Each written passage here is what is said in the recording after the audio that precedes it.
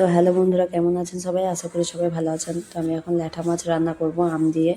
তো 750 গ্রাম ল্যাঠা মাছ নিয়েছি। তো এখন পরিষ্কার করে নিচ্ছি। তো পরিষ্কার হয়ে গেছে, এবার ধুয়ে নিচ্ছি। তো কার কার ল্যাঠা মাছ আম দিয়ে খেতে ভালো লাগে কমেন্টে অবশ্যই জানাবেন।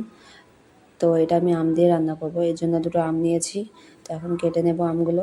কাটা হয়ে গেছে। এখন নিয়েছি একটা রসুন, বড় সাইজের একটা পেঁয়াজ আর কাঁচা লঙ্কা।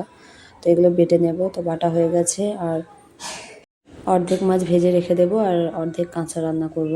তো ওই মাছ ভাজা তেলেই দিয়ে দিচ্ছি 5 ফোড়ন আর পেঁয়াজ বাটা, স্বাদ মতো লবণ, 1 চামচ হলুদ গুঁড়ো দিয়ে ভেজে নিচ্ছি মশলাটা।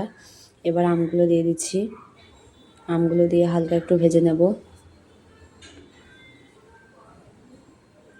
তো ভাজা হয়ে গেছে, এবার পানি দিয়ে দিচ্ছি। পানি দিয়ে ফুটতে দেবো 2 মিনিট। এবার মাছগুলো দিয়ে দিচ্ছি সব। তো দেওয়া হয়ে গেছে, 5 মিনিট রান্না হতে দেব। তো রান্না হয়ে গেছে, কেমন লাগলো কমেন্টে অবশ্যই জানাবেন।